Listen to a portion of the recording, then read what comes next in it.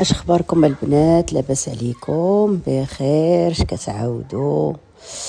ايوا جيت وجبت لكم معايا وصفات خفيفه خفه نزربن. ما تخموش في المصروف، تقضيو بداكشي اللي عندكم في الدار.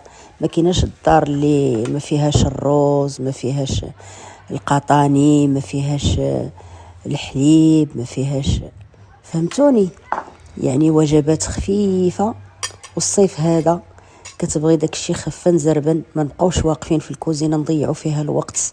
داكشي كيوجد دغيا وزوين وبنين وخفيف تاع على الجيب وفي متناول الجميع ان شاء الله. بسم الله توكلوا على الله.